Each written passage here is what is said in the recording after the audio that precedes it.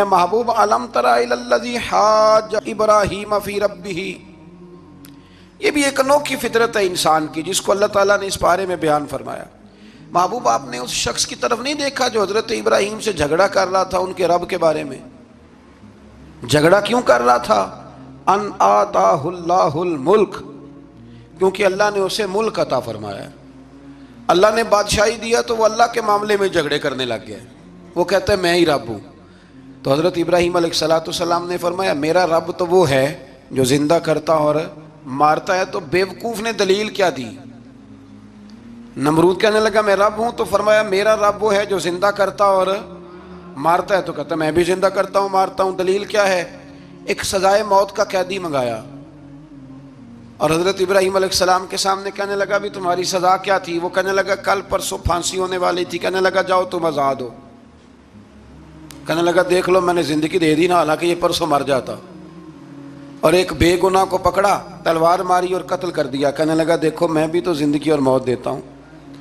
اب حضرت ابراہیم اس کی اس دلیل پر اعتراض کر سکتے تھے، آپ نے خاص غور کرنا ہے بات پہ۔ اعتراض کر سکتے کہ تو پاگل ہے، زندگی تو یہ ہے نا کہ جس کو تلوار سے مارا اسے اٹھا کے دکھا، یہ اعتراض ہو سکتا تھا۔ لیکن جب کوئی بیوقوفوں جیسی دلیل دے نا، تو علم مناظرہ کا اصول یہ ہے کہ پھر اسے اس کی زبان میں جواب دیا جاتا ہے۔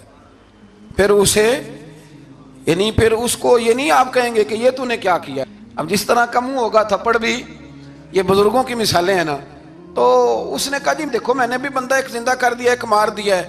اب یہ اس کی بیوقوفوں جیسی دلیل تھی، لیکن چونکہ بندہ ہی بیوقوف تھا تو اس کی اس کو سمجھ نہیں آنی تھی، تو حضرت ابراہیم نے دلیل بدل لی اور آپ فرمانے لگے چلو پھر اگر یہی بات ہے تو میرا رب وہ ہے جو سورج کو مشرق سے نکالتا ہے اور مغرب میں غروب کرتا ہے۔ تو اگر رب ہے نا تو اس طرح کر، فاتی بہا من المغرب، تو اسے مغرب سے نکال۔ چل یہ تو نے زندہ مردہ کر کے دکھا دیا نا، تو مغرب سے نکال۔ فبہت الذی کفر، تو کافر پریشان ہو گیا، اس لیے کہ وہاں سے نکال سکتا نہیں تھا۔ تو جب آپ کسی سے گفتگو کرتے ہیں نا تو الجھے نہیں، بات ایسی کریں جس کا کوئی جواب موجود نہ ہو۔ یہاں مفسرین نے ایک بڑی شاندار بات لکھی ہے۔ مفسرین کہتے ہیں کہ اگر وہ یہ کہہ دیتا نا یہاں پہ، کیونکہ بیوقوف تھا نا کہہ نہیں سکا، اگر کہہ دیتا نا کہ مشرق سے تو میں نکالتا ہوں، تو آپ اپنے رب سے کہیں وہ مغرب سے نکالے، تو مفسرین کہتے ہیں اگر حضرت ابراہیم فرما دیتے نا تو رب کریم نے سورج مغرب سے بھی نکال دینا تھا۔